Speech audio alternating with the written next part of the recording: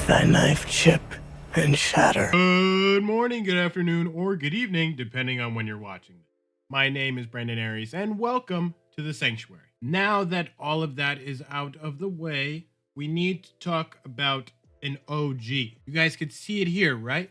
I'm talking about the OG Eren Yeager, the OG Anakin Skywalker. That's right, we're talking about none other than Paul Muad'Dib Atreides, because this could very well be one of the best movies of 2024. Bold statement, I know. But with all that being said, let's talk movie. And this week, Dune Part 2. We gotta start this off with the OG menace to society, the savior from another realm that is supposed to bring peace and balance and fulfill the prophecy. That's right, we're talking about Paul Atreides. Did you think I was talking about Eren Yeager?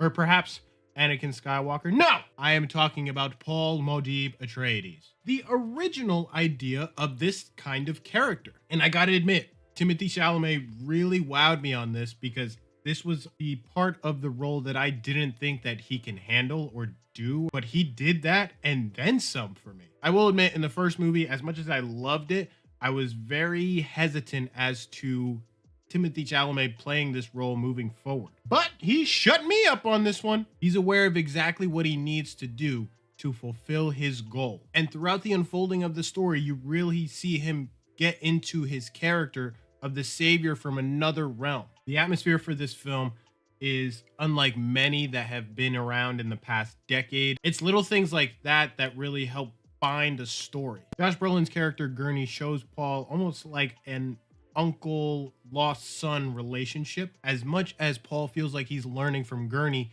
Gurney is also learning so much about Paul and from Paul. There are certain shots where it stays on Gurney and you can see how proud he is of Paul. Deep down, you can almost think that he's saying to Paul's late father that he would be proud of him. I can see the similarities when it comes to people saying, oh, this is so Eren Yeager. Oh, this is so Anakin Skywalker. Dune was written in the 60s. So, totally negates Anakin Skywalker, completely wipes out Eren Yeager. Paul Atreides is the OG. That's right, the OG genocidal maniac. Who said that? As extreme as the outcome may be, they will not stop until they have achieved their goal. The score, much like the first one, is strong. It knows when to pull you in and when to suffocate the room. It doesn't oversaturate its main theme, which is pretty important. A lot of people think the soundtrack is just that one lady just screaming all the time. Who makes these ideas? All right, that's me. The conflict in this film is so intense, so suspenseful, that you're on the edge of your seat the entire time. You're like, dang, war's about to break out. What's gonna happen? Who's gonna die? Who's gonna take the top spot? As much as I could say, hey, I got these vibes from this vibe from that fight, etc., etc., this all feels unique. Without going into spoilers again, there is this kiss that was in the movie. That's just, no. One word for the cinematography, and that is wow. The cinematographers knew what they were doing, keeping shots on certain characters, prolonging certain establishing shots, or even panning shots that just added more depth to the scene. Woo! Brownie points. For this movie being almost 3 hours, you're captivated almost the entire time. Like, it doesn't feel like there's a point where you can just sit back and be like, you know what? I'm going to pull out my phone. But also, if you do that in the theater while watching the movie, come on. We really got to take you back to school, tell you all the rules that go on in a movie theater? No, I ain't volunteering for that. And I know for a fact that through the entirety of the final act, I was at the edge of my seat.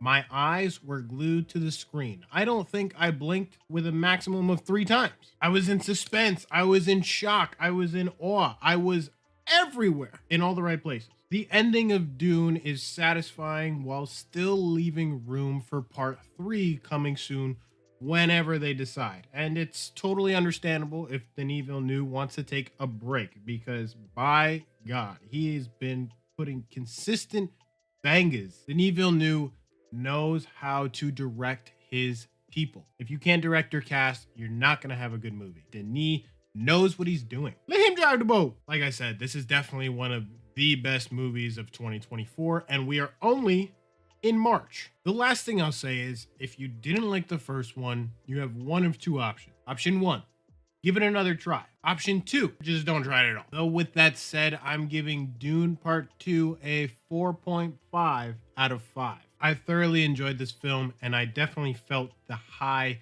transfer over for a certain period of time. And that's a good thing. Something I don't feel often in film anymore because Hollywood is dying. That is all for Dune Part 2. Let me know if you saw it or if you're still going to see it. Let me know in the comments down below. Or did you not like Dune Part 1 and now you're thinking about Dune Part 2? Let me know.